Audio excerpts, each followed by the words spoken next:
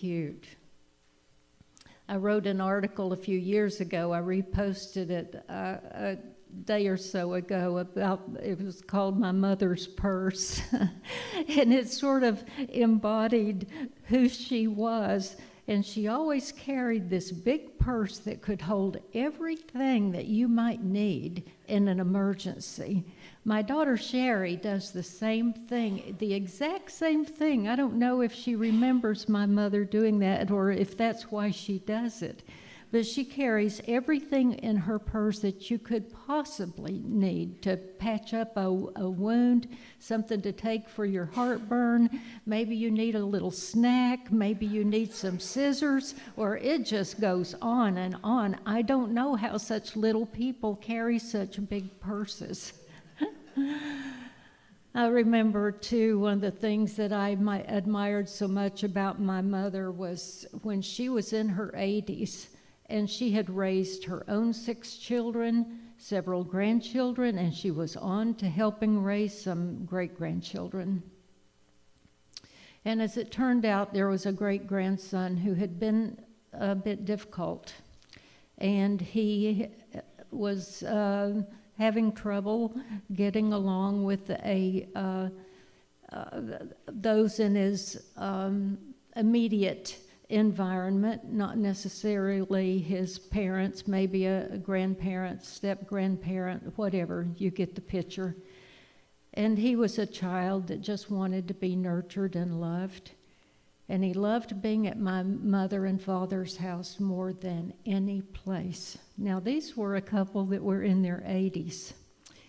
And they were struggling to find an answer for him, and he'd been going to a psychologist, and a social worker came to meet at my parents' house, and the other parents involved, grandparents, came too. It was a family event. And he was saying how much he wanted to live with his grandparents. And the social worker looked to my mother, and she said, "Well, Clara, you're in your 80s. Really and seriously, how long do you think you can take care of this young boy, this child, and take care of his needs and all of his needs for going to school, feeding, clothing, whatever?" And my mother just looked at her and said, without any strain, without anything else, all the confidence in the world, and she said, "Just as long as it takes. I can do it." And she did. She got him graduated from high school. And would you know, the next year she had a back fracture that changed her life. But she did. She did it. Just as long as it takes was one of the things that I admired so much about her. And I wanted to talk today a bit about mothering and nurturing.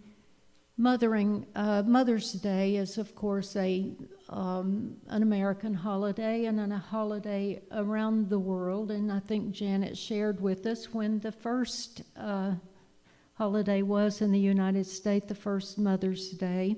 And what year was that, Janet? 1914. Okay. I knew it was something like that. In England, they had a day they called Mothering Day. And it was a time when families came back together. You see, there used to be a practice in the lower classes where the young children would be indentured out to more fortunate families to work. And they were sent away at a very young age from their own parents to go out and work in other places. And Mothering Day was a day that they were able to come back to their own mother and be mothered and nurtured instead of just working.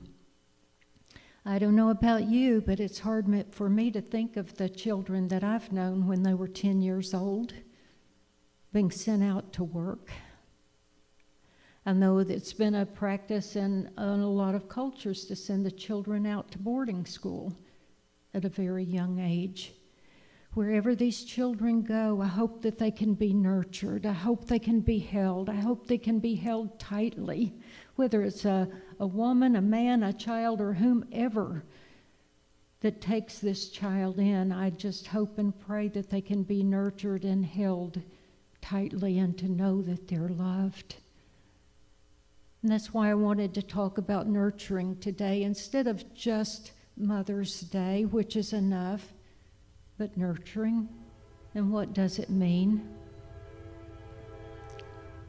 Let that train pass. And we bless them on their way onward as well. I was with some friends the other day and talking about plants. I had been given a plant for Mother's Day, and it was just so beautiful, and we were talking about the fact that I would probably make it grow, and I probably will because I seem to know how to nurture them. But I was talking about the fact that I had pulled up a plant while I'm walking. Flowers grow everywhere here. Along the roadside, you can see the coreopsis, and they're just beautiful, usually oranges and yellows. And I had pulled it up and planted it, and it was just growing so beautifully. And a friend says, well, you know, I do that, but they don't ever seem to grow. What did you do? I said, well, here's what they want. They want to be placed in the soil gently and lovingly, and then put enough soil around them and press down gently on the soil, because their roots are tender and they want to be loved and held. And they want that. That's really, really important, just when they've been uprooted, is to make those roots feel snug. Not the way my husband would do it now with his big hands pressing down real hard. Don't do that. That's not what I'm saying. I'm saying with love and gentleness and pressing down firmly, just so that those roots are firm, so that they can get the nourishment from the soil, and when they're watered, that the roots will take that on. And it made me think of how now with babies, when they're born in the hospital, they will swaddle them really tightly. And then they encourage the mother and the father, when they're holding them, to hold them very tightly, because they want to be snug. They want to be gently held and to know that they're loved. Some of the attributes of a nurturer, I would say, would be loving, gentle, sensitive, and sincere, calm and patient, a loving listener, gives full attention, speaks from the heart, holds sacred space for someone. You know what that means when you tell someone, I'm going to hold you in sacred space. That means when I pray for you, I'm going to create this space around me, this sacred, and it's only going to be me and God. And in that sacred space, I'm going to invite your consciousness in, and I'm going to pray for you there. That's where I'm praying for you. And then you hold the knowing that the person that's being nurtured is bigger than their challenge. Even if they don't know that, right? They may not know that, but you're going to know that for them. That's what you're going to know for them.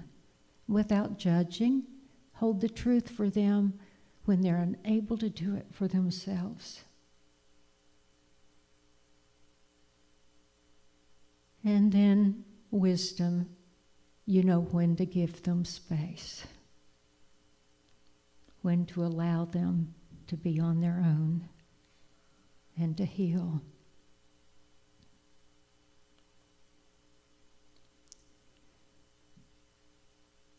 And I pray this morning to allow the divine nurturer within me to take root. What would that feel like if you were to nurture yourself? And the way I talked about those roots and nurturing yourself. You may have not had the best mother in the world. A lot of people didn't. You may have feel that you weren't the best mother. Maybe you couldn't. At that time, you just couldn't do it. You didn't have it within you to do that. Maybe you weren't able to have a child and you truly wanted one. There are just so many scenarios out there that we could use today. But I would just ask that you would pray to allow the divine nurturer within you to take root and to heal you.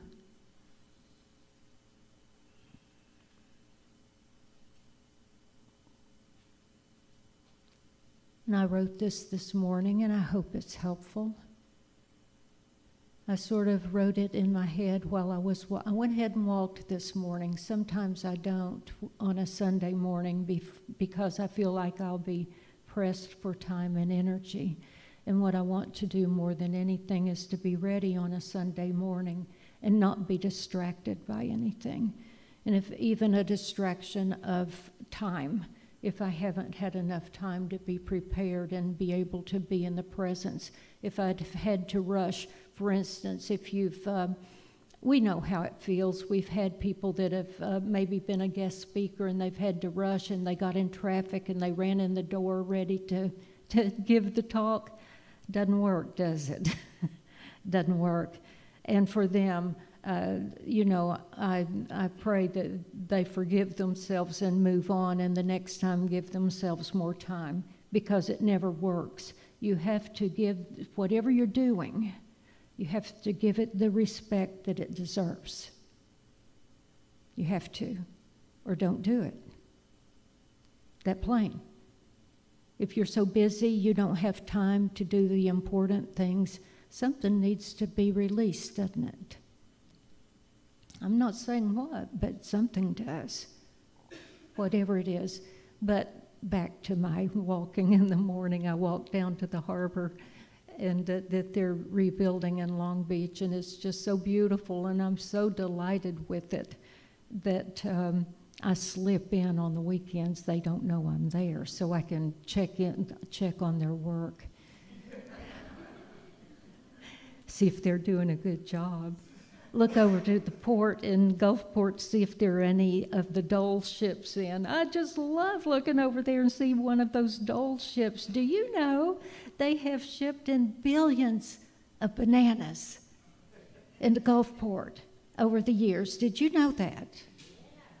We have a treasure right here on the coast, and so few people even pay one bit of attention to those Dole ships coming in, and other ships too, but I like the Dole ships because all the containers on it say Chiquita or Dole.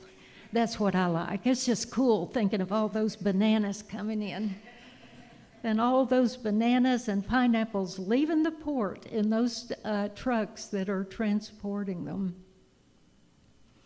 But I'll probably rewrite this, but I was thinking it this morning. We can easily see the difference between a person who has worked through the deepest parts of themselves and proved and arrived on the other side, radiating healing light and offering wisdom and love to others,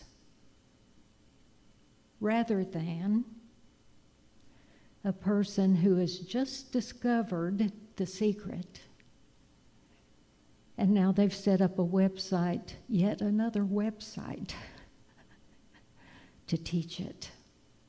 And there's nothing wrong with that.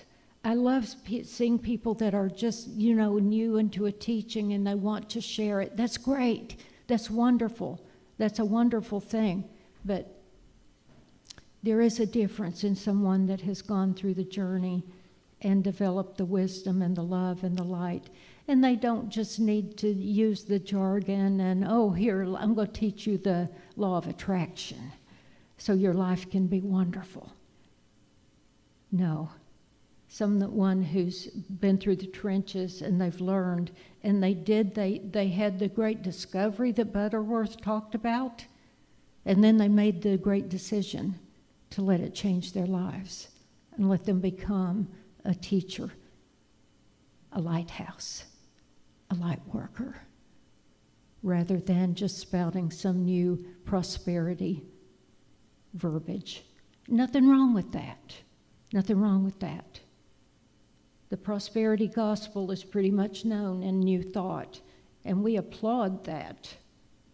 We applaud that, but rather than the prosperity gospel, we follow on the words of Myrtle Fillmore when she said to the board, early days with Unity, they were worrying about money, and they just kept on and on and on about the money issues, and she just finally stopped them, and she said, listen, folks, and I'm sure she used different words, but here I am in Mississippi. I got to use Mississippi words.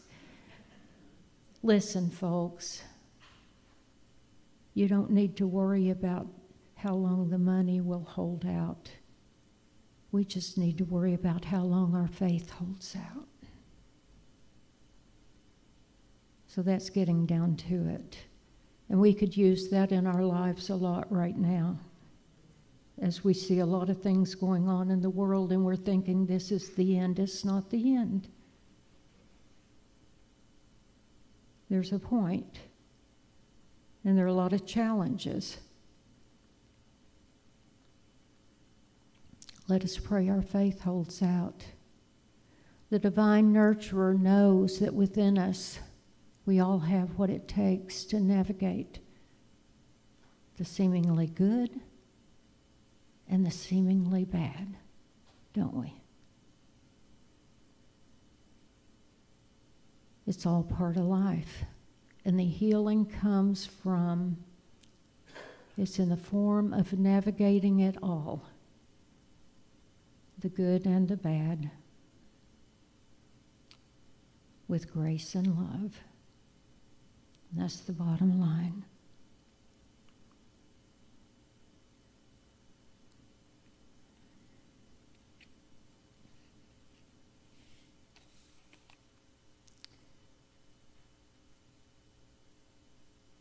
These are some other words too. They're in your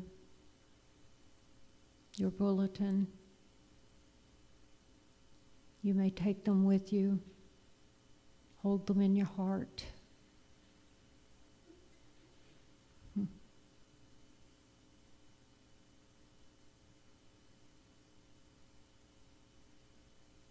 I'm not interested in hearing your stories of how many diamonds you own, about the rubies and the pounds of gold. I'm not interested in hearing how many plaques you have on the wall. The good you do in the world is good. But I'm not interested in hearing about that. I'm interested in hearing how many times you fell down but you got back up. Maybe in how many times you reached down. You were hurting yourself, but you reached down, you reached out to help another out of their pain, out of their depths of despair. I'm not interested in hearing a whole lot of prosperity stories, although I'm glad for you. And I'm glad to know you're doing well. And I can see that just by seeing the good in you and the good things you're achieving. But stories of wealth, buying islands, all these beautiful places you go, that's great, but I quickly get bored with that. What I want to know is, how many people have you nurtured? How much light have you allowed into your own heart? And then you've spread it back out into the world, whoever you are, and wherever you are. Now I realize that early in our lives we're into achievement, and that's the way it should be. But we all get to a point where we understand that the real achievement in this life, the great discovery, is the one that Butterworth talked about, and that's within our divine hearts. How did I love? How did I share? How did I lift up? How did I encourage?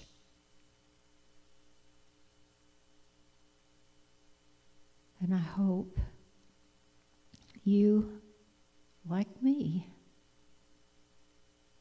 will just try to make a difference in the world.